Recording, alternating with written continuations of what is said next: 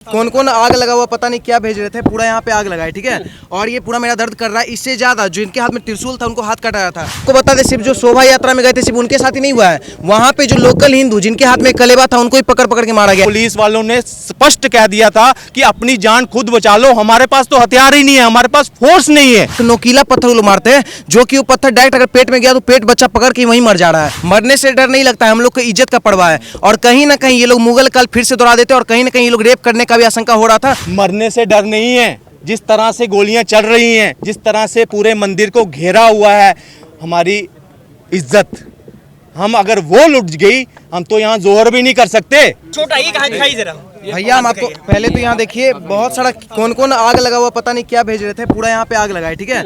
और ये पूरा मेरा दर्द कर रहा है। इससे ज्यादा जो इनके हाथ में त्रिशूल था उनको हाथ कटाया था। जो अभी बीजेपी भैया इतना चिल्ला के गए, उनके चेस्ट पे कट्टर हिंदू लिखा है, ठीक है।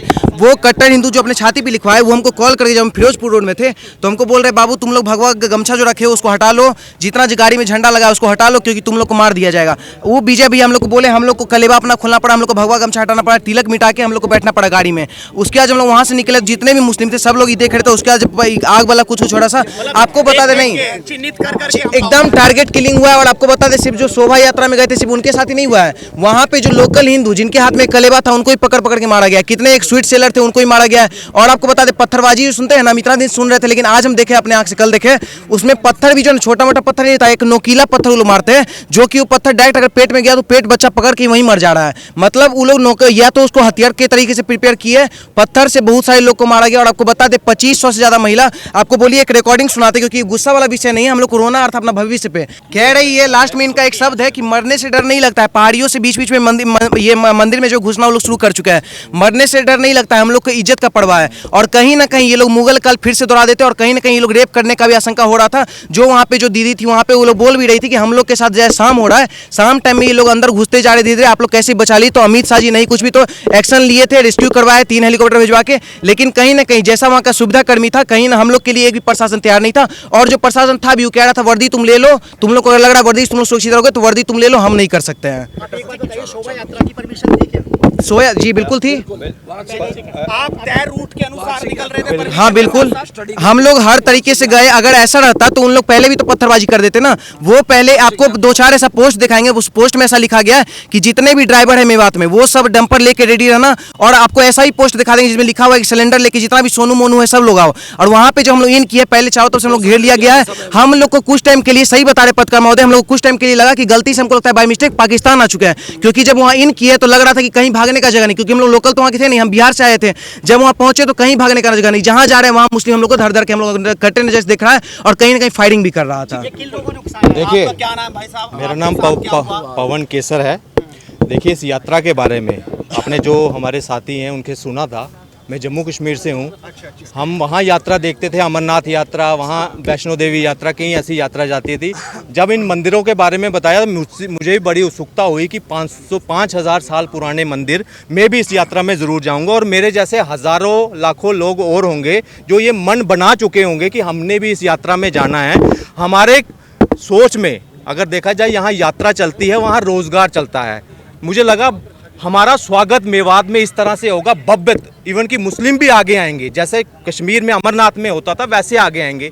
मगर हमें ये पता नहीं था कि उन्होंने घेरा की बनाया है और वो पत्थर गोलियों के साथ हमारा स्वागत करेंगे।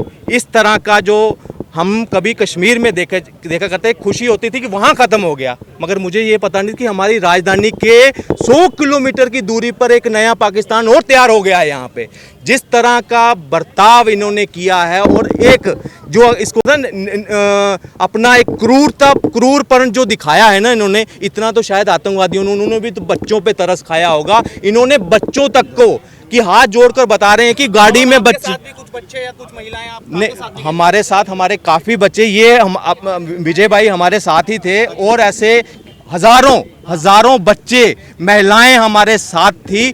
और आप सुनिए एक चीज़, एक महिला का दर्द सुनिए। जब हम फ़ोन पे संतोष जी के साथ, एक महिला हमारी थे, उनके संपर्क में थे, क्या शब्द थे उनके, ये पूरा हिंदुस्तान क्या, जो वहाँ विदेशों में भी एक मिनॉरिटी का हमारे ऊपर एक नैरेटिव चलाने की कोशिश करते हैं ना, अब इन्हीं मिनॉरिटी की एक कांड भी सुनिए। महिला क्या कह रही है कि हमें मरने से डर नहीं है, जिस तरह से गोलियां चल रही हैं, जिस तरह से पूरे मंदिर को घेरा हुआ है हमारी इज्जत, हम अगर वो लुट गई हम तो यहाँ जोहर भी नहीं कर सकते।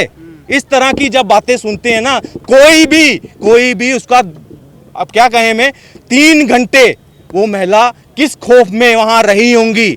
फोर्स 3 घंटे के बाद पहुंची है। हम कभी होम मिनिस्टर को वहाँ उनके ऑफिस में फ़ोन कर रहे हैं, कभी एसएसपी को वहाँ कोशिश कर रहे हैं, कोई नंबर नॉट रीचेबल, किसी से बात, और हम कर रहे हैं 3 घंटे लगातार उनके संपर्क में, खौफ का साया। ये कभी हम उस वक्त देखते थे 90, मैं कहता हूँ आज जब हम नेशनल मीडिया में देख रहे हैं ना, मैं धन्यवाद करता हूँ हमारे साथ कुछ एक ऐसे, मैं सागर भाई का नाम लूँगा, पल पल की आप अगर मेवात की अगर खबर किसी ने पहुंचाई है, पल पल अपडेट मिलता गया, सरकार के ऊपर प्रेशर आता गया। नहीं तो पुलिस वालों ने स्पष्ट कह दिया था कि अपनी जान खुद बचा लो, हमारे पास तो हथियार ही नहीं है, हमारे पास फोर्स नहीं है। इस तरह की जब एक हमारे जो रक्षक हैं वो इस तरह की बात करें, इवन की थाना फूंक दिया गया एसएचओ के ऊपर, जब उनके ऊपर बात बनी फिर फोर्स भी पहुंची, सब कुछ हुआ। लेकिन प्रश्न एक कि अगर ये वार्षिक यात्रा है और प्रॉपर परमिशन के साथ आ रही है तो फोर्स की कमी क्यों? दूसरा, जब इस तरह का पूरा सिस्टम 1 हफ्ते पहले का वहां पे प्लानिंग हो रही थी कि हम इस तरह का कांड करेंगे, तो ये कानून व्यवस्था क्यों सोई रही, क्यों इसका प्रॉपर इन्होंने तैयारी नहीं की? ये एक नालायकी वहां की सरकार की थी, सामने दर्शा रहे हैं। और कई जगह पर जो चूक हुई है उसका खामियाजा जो है, कैसे बचाई आप आखिर में आपने? हमने जान इस तरह से बचाई कि हमने रास्ते, मतलब चाहे लोकल्स हैं उनसे पूछ कर कि कैसे निकलना है। कई ऐसे साथी तो मंदिर में फंसे थे, कई ऐसे साथी कई गांव की शरण में, जो वहाँ हिंदू घर हैं वहाँ उन्होंने शरण ली है। फिर प्रॉपर वहाँ पे उनके साथ कोऑर्डिनेट कर एक एक करके उनको निकालने की जो बाहर निकला है वो कोई घर नहीं वापस वहाँ पे पहुंचा, इवन कि उनके साथ कांटेक्ट कर पुलिस के प्रशासन के साथ मिलकर फिर उनको घर पहुंचाया है, फिर जाकर कोई घर पहुंचा होगा अपना। नहीं तो पहले यही कोशिश थी कि हर एक आदमी एक और सरकार से ये प्रार्थना है, जो भी इसमें आहत हुआ है, जिन्होंने अपने एक पूरा आंकड़ा दे। कई ऐसी मिसिंग लोग हैं जो सरकारी आंकड़ा है वो 5 का है, जिसमें 2 होमगार्ड है, मगर हमारे अनुसार जो आई विटनेस हैं ये आंकड़ा बहुत ज्यादा है। प्रॉपर आंकड़ा आना चाहिए और जो लोग जिनके घर का कोई सदस्य गया है उनको भी जानकारी मिले।